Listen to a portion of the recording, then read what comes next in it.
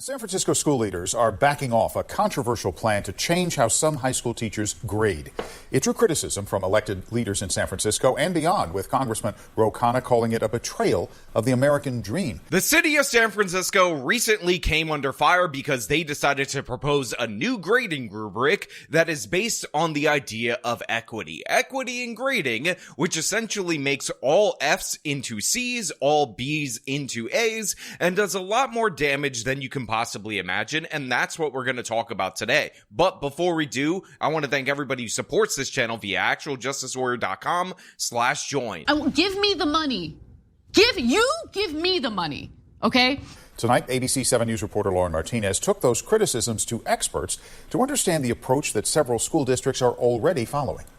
What if homework, tests, attendance, and other factors didn't heavily count towards a student's academic grade? Joe Feldman, a former educator, said he saw a need to improve traditional grading practices. Because teachers don't get trained how to grade, ironically, teachers are grading in lots of different ways. 6 years ago, he wrote the book Grading for Equity. He said his research shows that grades should be less about accumulating points for a student and more about what the student has learned. If my parent signs my syllabus, if my parent comes to back to school night, if I raise my hand, everything that I do in a class is incorporated into the grade. And what happens is that starts to warp the accuracy of the grade. And in equitable grading, the grade doesn't reflect anything except what the student has learned of what was taught in the course. So as we talked about in the open of this particular video and was shown in the clip that I showed to open this video, this particular program has been pulled back upon by the San Francisco superintendent of schools due to the fact that there was significant backlash against it. And for those of you who are unaware,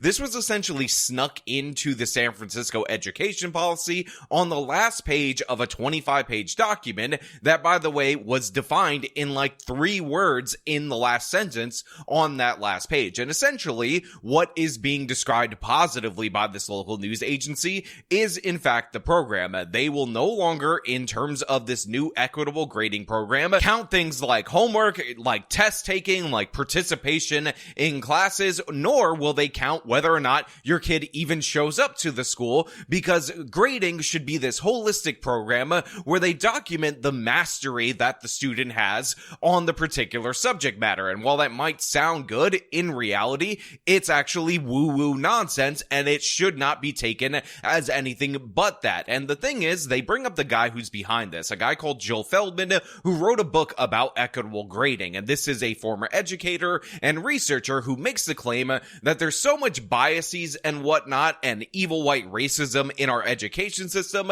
that public schools actually expect black and brown kids to churn in homework assignments, not fail tests, and to actually show up to school. And he finds that to be absolutely disgusting. And this is what his program tries to overturn. This is what his program tries to refute and dispute. And there's absolutely crazy things about this. Obviously, an A+ ends up being a grade above 80, which used to be a B, but you can get a D for scoring as low as 21% proficient on a particular test. And by the way, under this program, because you're so disadvantaged, because poverty is so bad, you are able to take tests multiple different times in order to get that 21%, and none of your scores on the previous versions of the test are to be counted against your grade overall. So whatever your best score is, however many chances it gets, that's what you end up with after you implement this particular program. Now, obviously, this is incredibly disrespectful. Obviously, this is one of the most racist programs that you can possibly have,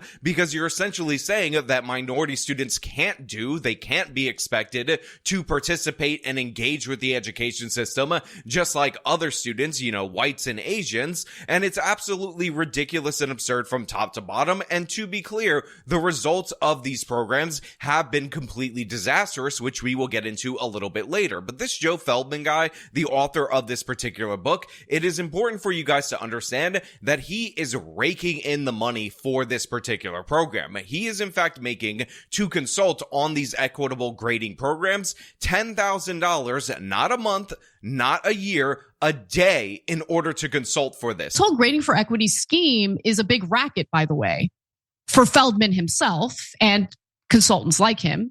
He's the CEO of something called Crescendo Education Group, which works with schools and systems on grading practices. And he's selling a product. I believe that product is snake oil. So he charges as much as $10,000 per day for his consulting work. $10,000 a day. So this guy is selling something to these schools. And by the way, as a consequence of his particular program and his incorporation into this system, he also requires each and every educator to buy copies of his book so they could understand his premise. So this guy is a former educator, wink, wink. He ends up going into this nonprofit space based on his research. He writes a stupid ass book, and the whole scheme is designed in order to enrich himself while destroying the education system in places in the state of California. One of the key components of equitable grading is using a 0 to 4 scale instead of 0 to 100. If a student doesn't turn in a homework assignment and they get a 0, it's really hard to bring that 0 up to a passing grade. So it's important for you guys to understand that the whole intent and purpose of this equity program is to lower standards. And a perfect example is what was described right there. Instead of getting a 0 out of 100 for not turning in a homework assignment, you are encouraged as a teacher under this new rubric to only grade out of a scale from 0 to 4. And this is done for the purpose, and it was stated right there, of making sure the student can make up for that in order to get a passing grade, even if that's not deserved. And again, the standard for a D, which used to be 61% under the San Francisco Unified School District's previous grading model, would have been moved to 21% proficiency, because the whole intent and purpose is to make the kids feel better. And by the way, this is designed by probably the most racist people in the history of the world, because they don't even expect minorities to be capable of churning in crappy assignments. They want to give them a pass for not churning in anything and not showing up to school because they think this will be better. And remember, this is also in order to address the achievement gap. And this is where we need to get into results, because I think it's absolutely crucial, because while San Francisco has pulled back amid the backlash against this program, in reality, other schools have implemented equity grading programs to disastrous results. And of course, these other school districts are in the state of California. But I do want to say one thing before we get into those specific results, which is that this local news segment should be disliked into oblivion, because they essentially give one side of the issue, one side of this ridiculous program, even though a basic amount of research would be able to demonstrate exactly what I'm explaining to you throughout the course of this video. So they allow them to say that these are the advantages of the program, and it's so good, not pointing out that these people make a crap ton of money, or specifically the author of the book that they interview first makes a crap ton of money off of selling this snake oil, this absolute garbage, to school districts. But then they give the other side of the issue, wink wink, which happens to be not a good representation of the other side at all. Retired college professor and education consultant Marty Kravitz addressed the pros and cons of grading equity. Students get much more motivated to learn because it's easier for them to understand how they demonstrate their learning. The disadvantage, I think, is that a lot of teachers really resent the idea that if a student doesn't get any work, that a 0 should count as a 0. So again, that is what is sold to us as the only disadvantage to the program, is that some teachers, some absolute bigot, evil, white, racist teachers, they are upset about this because they think a 0 should count as a 0. But in reality, this program motivates students to learn more. It says you're good enough as you are, come as you are, leave even worse off. And I think that's absolutely stunning and amazing. And really the only downside is those gosh darn evil white racist teachers that are chock full of evil white racism. And then they go on to reference a couple of school districts that have implemented this program for over 10 years, and they talk about them as if the results of those school districts are in fact positive. 10 years ago, the San Leandro School District changed its grading scale to reflect equitable grading practices. In 2020, the Castro Valley Unified School District started the transition. The San Francisco Unified School District appeared to be considering it, but on Wednesday, the superintendent said she has decided not to pursue this strategy. So the local news just mentions these two school districts that have implemented this program, but no actual appeal to the results, no actual appeal to the improvement of these minority students who we're trying to help, because they're so disadvantaged because of the evil white racist system that is so chock full of evil white racism that we just have to address the disparity in this way with equitable grading. Well, it turns out the reason why they can't appeal to that is because because according to statewide exams, the achievement gap between minority students, these disadvantaged students, and their white and Asian counterparts nearly doubled to tripled, and in some schools actually 4x'd after the implementation of this particular program. The most recent data from both middle schools in San Leonardo, where grading reform started in 2016, document significant continued disparities among student populations when it comes to performance on statewide tests. In both English and mathematics, the gaps range from twice to triple to even 4 times as many students meeting or exceeding the statewide standard in some subgroups compared to others. The children needing the most help and improvement are not getting it. Yeah, again, you heard that right. The very people that they're trying to help, the very poor, disadvantaged minority groups that just can't seem to do on their own, end up 2 to 4 times behind, depending on the subject matter, in the school districts that implemented this, that were just tacitly mentioned by the local news segment, despite the fact that their whole segment is essentially propaganda for this program that has absolutely failed in the past, and by the way, is a gigantic waste of money for taxpayers, in that they have to pay this dumbass, this person who authored this book, $10,000 a day in order to consult with his nonprofit on this program and buy his book on how to institute this grading. And by the way,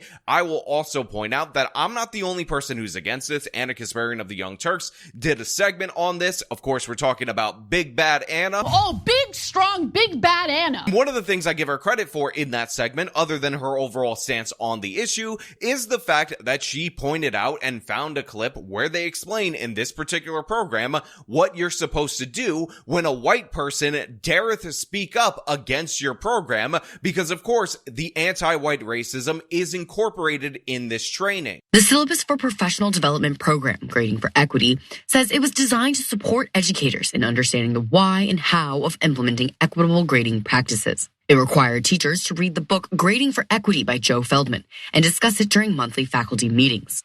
The course syllabus contains several links to resources, including reading assignments, TED Talks, and podcasts about the idea of eliminating grading or changing the current grading system. In those resources is a slideshow on navigating resistance and how to respond to people who are critical of equity initiatives in different scenarios. The slide reads, "A common refrain from white people engaging in this type of resistance is, 'But I grew up poor.' The slide recommends using other people in the room to, quote, dilute the fairness seeker's voice." Oh, that's nice. How about maybe addressing the substantive argument being made?